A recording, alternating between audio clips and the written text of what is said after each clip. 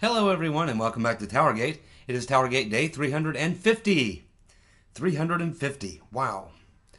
Thursday, February the 22nd, 2018. Thank you so much for tuning in. Really appreciate it. And really appreciate all the comments, especially some comments that were made by one of my favorite subs yesterday. And I'm going to be using something that he put into the comment section yesterday. I think based on the video I did yesterday, he really articulated what I was trying to say, I think, better than I did. So I want to kind of cover that. But before I do, I just want to kind of give a little background information, a little additional information to piggyback on what we were talking about yesterday, because I think it is important and there's a little bit more to dig into here. We were talking about the fact that a lot of people are suggesting that Sessions may be playing possum. And we went through all that. And of course, we talked about the fact that the reason being that Rosenstein, whatever we want to call him, did an interview where he said, Attorney General Sessions has directed me to appoint, he didn't say the exact number, but we believe it to be somewhere between around 24 prosecutors, investigators, and lawyers from the DOJ to work with the Office of the Inspector General, Horowitz. And then we learned also that in a separate set of hearings, the DNI, Director of National Intelligence, Dan Coates, who replaced Clapper, said that he too had sent a team to work with the team that Rosenstein put together to work with the IG as well. Now, why would he need the DNI to get involved? Well, because the DNI is over all of the intelligence agencies, of which there are like 16 or 17. And one of them would be the DOJ NSD, the Department of Justice National Security Division. Now, why is that important? Well, it's important for several reasons. Because we learned that a lot of this information and a lot of this plot, a lot of this plan was being moved into the DOJ NSD to keep it out of the purview of the IG. And we know that the Inspector General attempted in a previous investigation to look into information or gather information from the NSD, DOJ, and he was blocked by Sally Yates. She sent him a letter and said, hey, you can't look at the DOJ NSD. You can look at the DOJ, but you can't go into the NSD, and blocked him. And he responded by sending letters to several committee chairmen and sub-chairmen and ranking members in several different committees that have oversight of the DOJ, FBI, and the intel community. And he let them know, hey, I'm being blocked by the Deputy Attorney General, Yates, from doing my job. I need to be able to look into the NSD. So he sent these letters off. But Obama was the president then.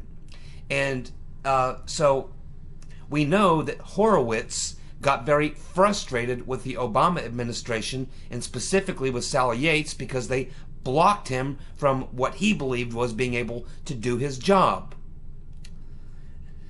Now, we also heard about, this was probably what, almost a month and a half, 2 months ago, that we were on a topic at that time, and it was based on an article written in the American Spectator by Andrew McCarthy, who was a former DOJ prosecutor and has been involved in that area of work in D.C. for many, many years.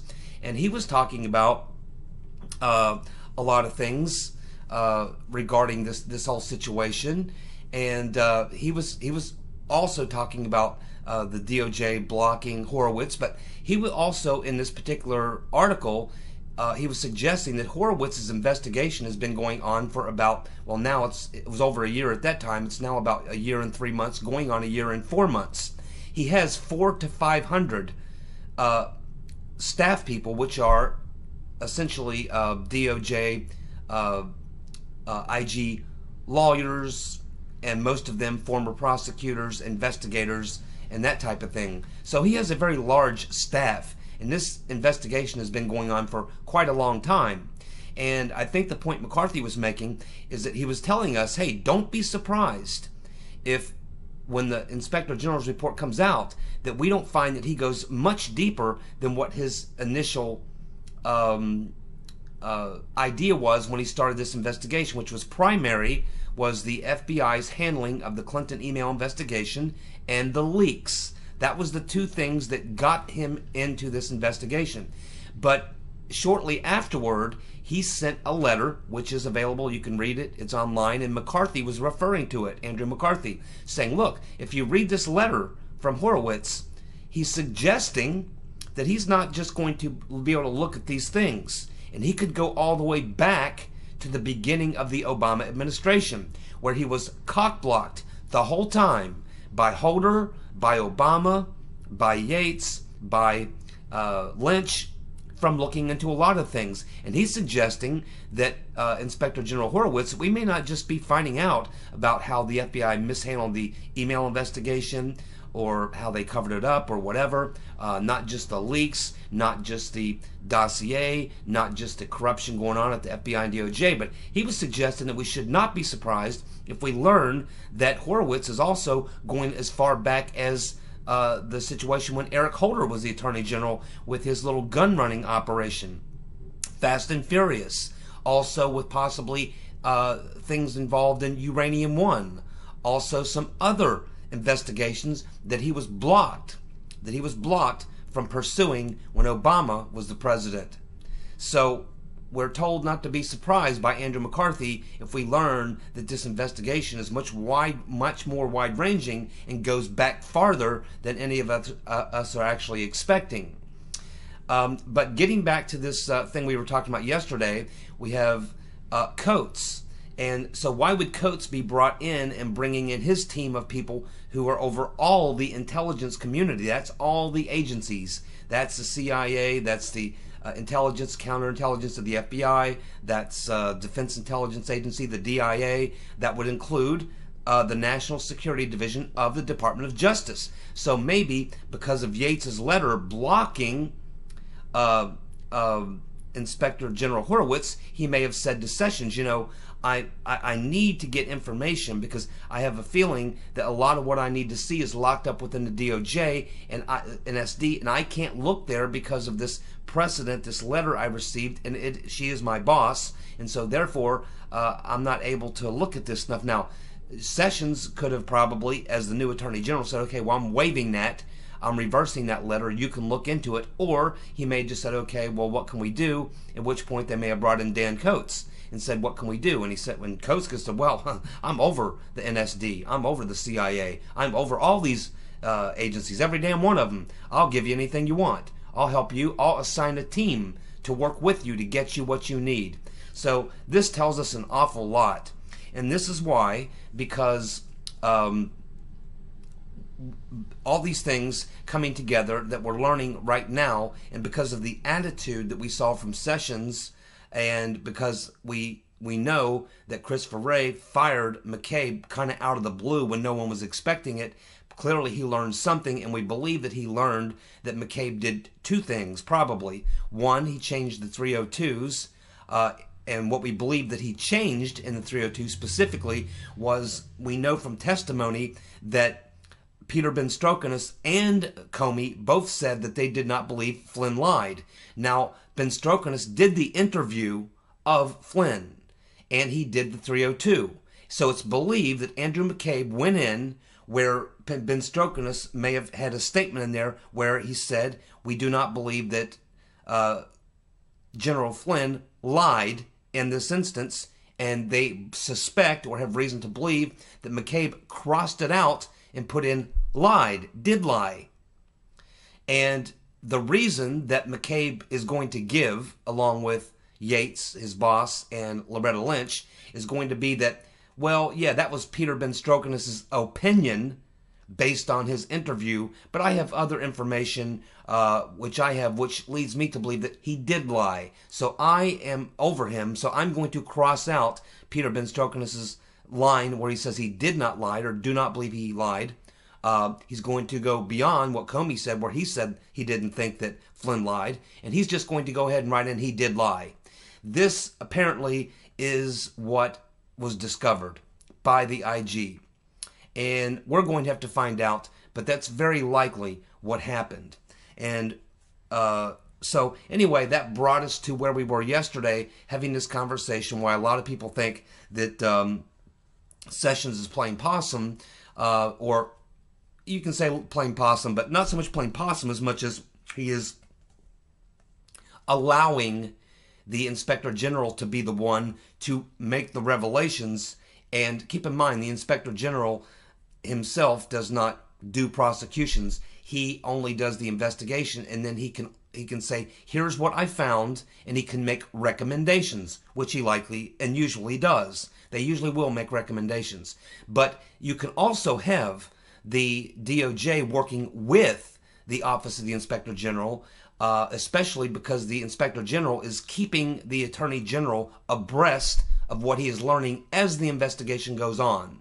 So at some point in the investigation, and especially if you find that the assistant or deputy FBI director changed a 302, at that point the IG Inspector General would go to the Attorney General and say, hey, man, I've just discovered this. You know, you got to know about this or whatever. And at that point, yeah, you'd call the FBI director in and say, look, this is what we found.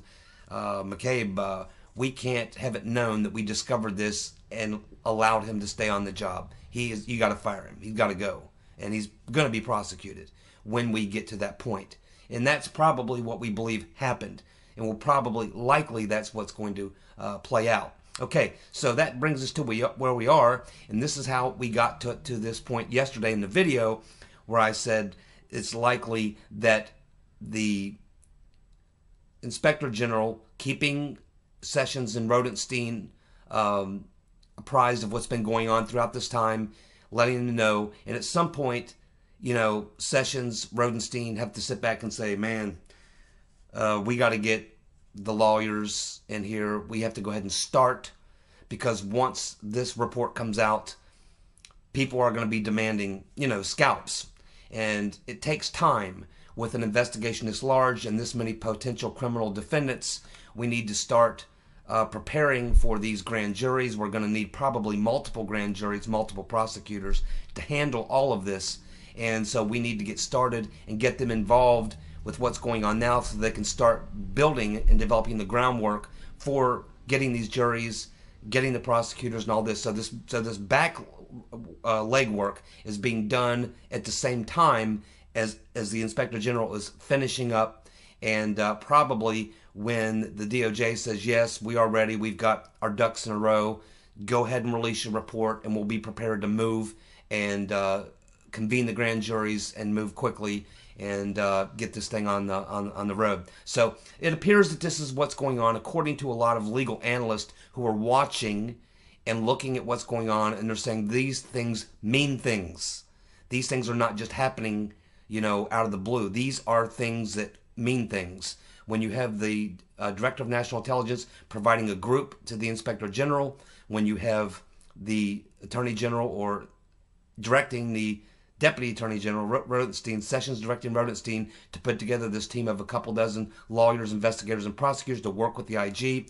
And when you have the firing of McCabe and this leaking of the fact that it may have been 302s, and now you have the judge in the Flynn case saying, wait a minute, there's something going on here. You have to present all the evidence that you used, including exculpatory evidence against Flynn. And then Mueller has to say, uh-oh, in that case, we want to pull back. We need a 90-day wait on sentencing while we try to dig through all this, get this information, and do all we have to do. So anyway, I'll get back to that at the end of this video. But for the time being, let's just keep it right there. This is kind of where we left off yesterday.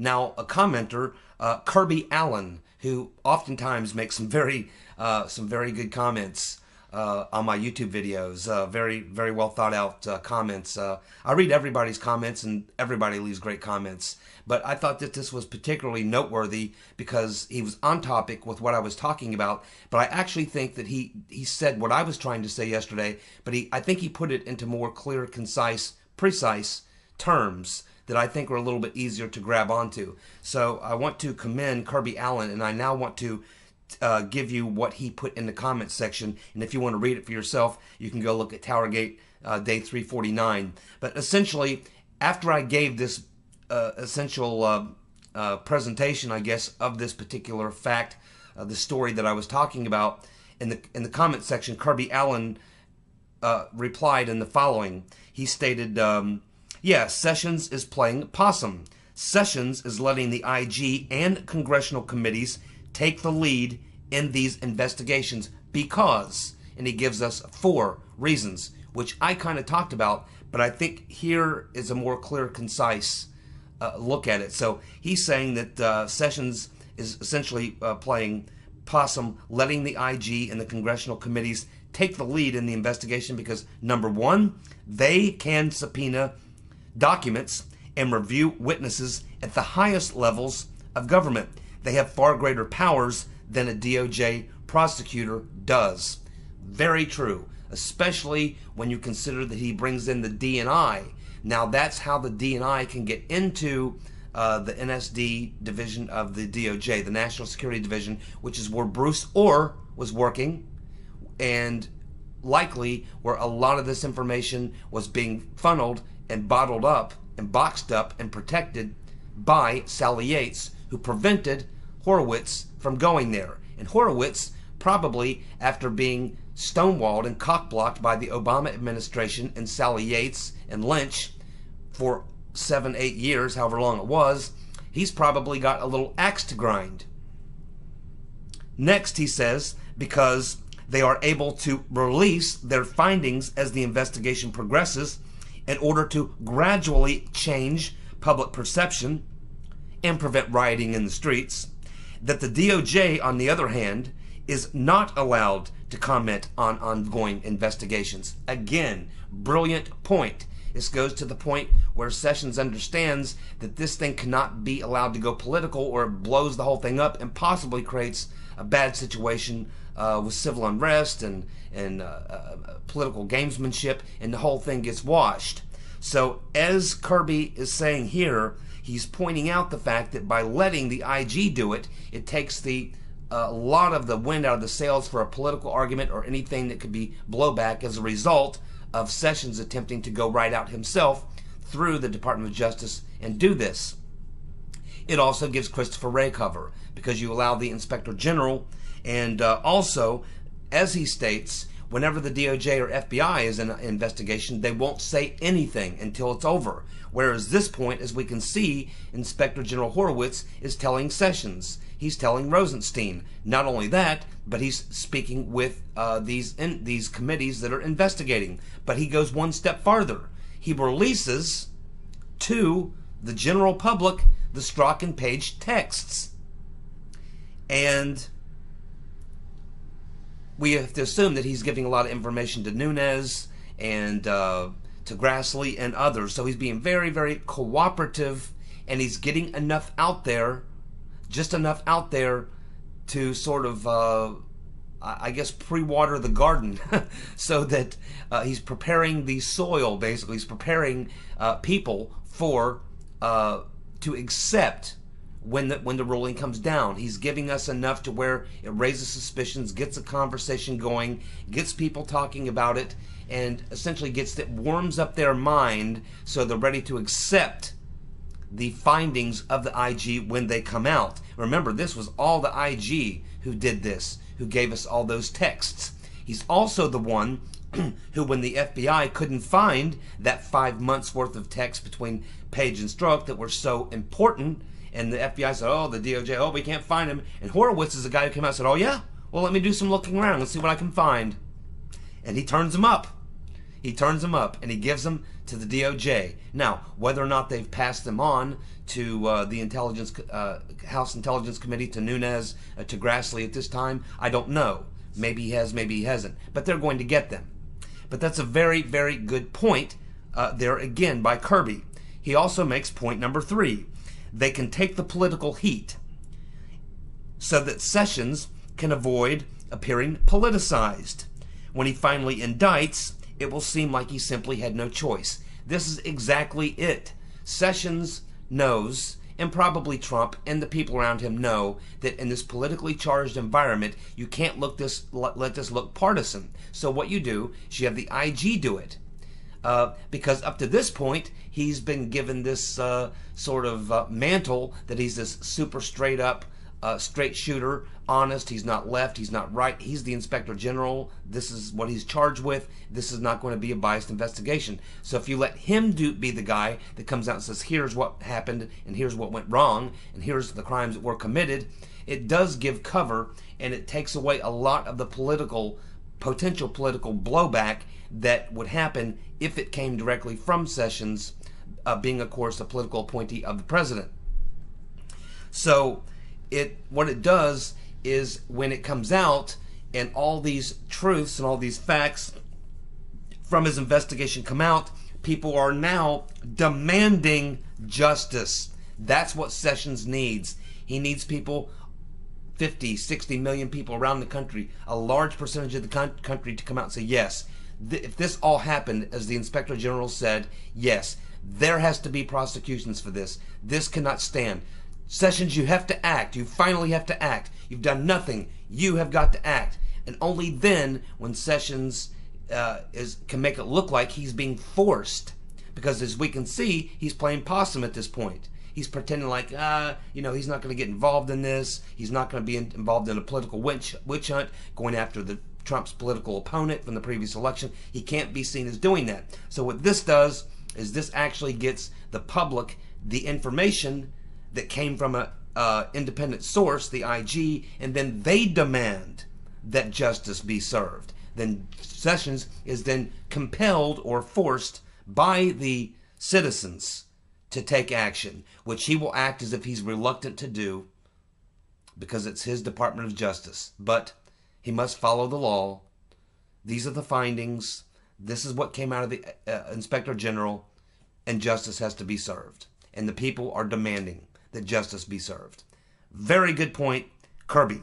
Finally, he states, they can keep the spotlight on themselves, thus allowing Sessions to be more effective by staying in stealth mode instead of being scrutinized and attacked like the Mueller team is. So, very good point. Again, if Sessions were to go ahead and appoint a special prosecutor, some people would say, "Oh, see, there you go. There's Sessions. He appoints this guy. He's the headhunter. He's going to go after Hillary. He's going to go after Obama. He's going to go after these people. It's all political witch hunt." Again, this is exactly how it will be played by the left, particularly Obama's people and all those who have a whole lot to fear. So, again, this is an excellent point, and all these things are exactly why a lot of people believe that Sessions is approaching it this way. And he's got a good Inspector General. We understand that Horowitz is a fairly straight shooter. And we know that his job is to protect the institution, which is the DOJ and FBI. He cannot let them be tarnished. But he has to come out and he has to tell the truth because we know so much already. And it's because of him. It's Horowitz that gave us the stock and page texts. Without that, we wouldn't know about the insurance policy. We wouldn't know about McCabe. We would know about all these things. It's the Inspector General who's whetted our appetite and laid the groundwork. And it's Sessions who's laying back and pretending that I'm hands off, this ain't political, I'm leaving it up to the Inspector General. This is all being done, carefully orchestrated, and he's working with Grassley, Nunes, and Goodlatte. They're all three working together. And if you notice, they're putting out their own memos. Nunes puts out his memo. Then he puts out this follow-up letter. Then he puts out this most recent letter to the Obama appointees that we talked about yesterday. Then you got Grassley sending out his 2 letters and his memo. Now you got Goodlatte preparing to do his memo. And they're going to continue to do this. And so it all looks like it's carefully being orchestrated through the Department of Justice using the DNI, the DOJ, and you notice how they're keeping the FBI out of it. And the political appointees who would generally be involved are not involved. These are other people. And we have to assume that they're people who either Sessions or Rodenstein have looked at and have determined are not part of the deep state coup. Not part of it. They're not caught up in it. None of their emails. And of course the IG can tell them who was involved. He's got all the communications. he can say, these are the people who were involved. Right here. Got them. 5, 10, 15, 20, whatever it is. So that way they know who's clean and who's dirty. And so they can select the clean people to look into the dirty people. And they can give them this role. And it's being supervised, of course, by Rodenstein, by the IG. They're working with the IG. And so anyhow, this is what kind of all this means. And I think that Kirby Allen did a very good job in the comment section yesterday of really saying what I was trying to say, but I think he really did a better job than I did as far as putting a fine point on what it is and what it all means based on the information we talked about yesterday. So congratulations to Kirby. Very, very well done, sir. I don't know if you have a legal background or exactly what your situation is, but you're a pretty sharp dude. Very well done, sir. Okay, let's move on. A lot of you hearing a lot of talk today that Trump is being pressured to go along with this bump stock legislation, background checks, because he's feeling the pressure, and I do understand it. I honestly do. The only thing I would say is I'd like to caution the president on this. You know, I know he's new to Washington. He knows about politics to some extent, but man, I've been watching these people for a long time, and the only thing I will say is if the president thinks that by giving the left, you know, the bump stock, and by giving them better background checks or something like that, if he thinks that they're going to say, see, thank you, Mr. President, you did the right thing. Now, we'd like to see more, but thank you, Mr. President, you're making progress. No, no, no. The left and the Dems are never going to get Trump credit for this, even if he does it. But he'll take a lot of heat from his own base. It's a loser. It's a political loser. Is what it is. What the Democrats will do is, the way they look at this is they say, great, the president caved. He's weak on this. He knows he's under pressure. Now let's really apply the pressure. Let's go for the silencers again, which are not really silencers. We talked about that. Let's go for this, and let's go for that. Let's go for magazines, the capacity of magazines. Let's go for all these things. That's where it goes next. They never ever stop. They don't. All they do is they sense strength or weakness. Do we move or stop? Do we go left or right? If you capitulate with these people, I'm telling you, you can't play ball with these people. You can't deal with them. You defeat them. And I have issues with this bump stock issue. Now, I told you when this whole issue came up, my brother-in-law picked up 2 of these bump stocks years ago. And I remember I went out to his house and we were firing that afternoon, just doing some shooting. And we slapped them things on there, and I just didn't think they were worth a shit. Now, theoretically speaking, when you're talking about an automatic weapon in the military, the only time we used automatic fire was for cover. When you have troops moving from one position to another position, you want a couple guys to lay down rapid, constant fire, shot burst of automatic fire to make the enemy put their head down so your guys can advance from this position to this position. Cover fire. You can't really hit much when you're firing on fully auto. Now, if you're firing into a large mass group of people, then okay, it might work because you're just firing into a mass of people, and yeah, you don't have to be real accurate, you just have to get close, okay? So I can see where in a large crowd, or even in a relatively small crowd, 5, 10, 15 people, close up, a bump stock might help. But a bump stock has not been used in hardly any of these shootings. It's not a major factor.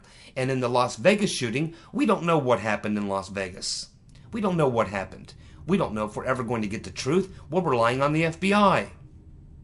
We don't even know if the autopsy, which people are still questioning, we went over the autopsy last week, Maura had a question about it. Now people are saying there's lead found in the system and some poison found in the system. We don't know. We don't even know if it's Stephen Paddock. I mean, we've all seen the photo. Stephen Paddock had a tattoo right here on his neck. Had a tattoo right here. It's clear. You can see it in 2 or 3 different pics. When you look at the death photo, there is nothing there. And when I looked at the autopsy and read it, it's a lot of medical jargon that I don't understand. But I got to the part where they were talking about, you know, things like that, like tattoos or marks on his body. They talked about abrasion on his left shin. They talked about an abrasion here, an abrasion there, a skinned knee, whatever. They said nothing. And when they got to the part about, you know, tattoos or anything like that, they didn't say nothing about him having a tattoo on his neck. Nothing, but we know we saw it. in photos. We don't even know if we're talking about the real Stephen Paddock. We know that the intelligence agencies swap bodies all the time. They've been doing it for years.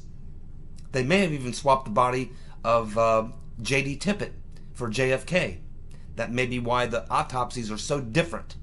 And that's a whole story into itself. We don't really know what kind of games were played in Las Vegas, and we're relying on the FBI there to give us the truth. How many of you trust the FBI in the Las Vegas shooting investigation to give us the truth? That's what I thought. I can read your minds. But this issue with the bump stock, the thing that bothers me is, you know, it's not just the legal. If you look at the bill, it does touch on the bump stock, but it's actually not the bump stock. The issue and the thing that this bill covers is the rapid rate of fire. Anything that will increase the rate of fire. Now that could go into trigger mechanisms and other things. If you do this based on the wording in that bill, you could have them now, the left, messing around with things that deal with trigger mechanisms and the how rapid you fire or accelerate the fire of the semi-automatic weapon. I'm afraid that if we don't be careful here, we could fall into a trap where they'll turn a semi-automatic into a single-shot muzzle loader, a musket. They'll make some sort of a semi-automatic that slows down the rate of fire, and anything can be done. You can't trust the lefties. That's why I say it's a very dangerous thing to do. I know that Jim Jordan has a lot of issues with it. He's my congressman north of me, one district north of me. He lives in the same type of extremely hardcore Second Amendment type of area that I live in. A lot of open carry here, a lot of open carry in his district as well. And I'm telling you, this is a political loser. I do not see it working. I agree with Trump that we definitely need to look into mental health issues and how people were able to get weapons if they have a history of mental health. This individual in the Florida school shooting did not use a bump stock, but he certainly had mental health issues, and he was on antidepressants. I still do not hear people talking about the fact that nearly every one of these mass shootings involves someone who is on some sort of drugs, psychotropics, antidepressants, and things and such. We need to address that issue first. That is the most important issue that we have to address. Oops. Should never do that. There we go. So, anyway, we need to address that issue first. Let's talk about, we need to be more careful about issuing weapons to people who are mentally ill. I agree that background checks, that we should make sure that people don't have criminal record. This guy should never have gotten a gun. The cops were at his house 35 times. He was kicked out of school for all kinds of things, including violence. This kid had a record of being mentally unstable, of being violent. He never should have been able to get any type of a firearm. I'm all for firearm ownership, 100%, but not to people who are, quite honestly, not mentally fit to have a firearm based on the behavior that they've exhibited. I agree with that, and I know that a lot of hardcore Second Amendment people won't even like that. But we got to be careful. There's a lot of crazy people out there, and I don't want guns in the hands of crazy people. They ruin it for the rest of us who are not crazy. So I do hope that Trump will think long and hard about this. I hope he will talk to Jim Jordan. I know the Freedom Caucus won't support this, and I think that if you're going to do this, then you have to go in there in that legislation and make absolutely 100% sure that it does not open the door for them to get into all sorts of things dealing with the rate of fire in a semi-automatic weapon, which is what they want. That's the real point. It's not the bump stock. The bump stock is junk. Most people don't use them. And the fact of the matter is, I can fire a semi-auto AR-15 pretty damn fast. A bump stock, a little faster because you're getting the recoil effect, but still, you can pull the trigger on a semi-automatic as fast as you can fire. The biggest issue would be the capacity of the magazine in that case, and the skills of the person doing the shooting would be a bigger factor than the bump stock. But that is it. And I think that that's what we really need to focus on, and I do hope that Trump talks to some people before he falls into that trap. And I you know, again, I'm into, yeah, we can look at better background checks, yeah, but we need to look at mental health. Yes, that's true, but someone has got to address the issue of the meds, the freaking meds. That is the most important issue, and it's the one that no one wants to talk about.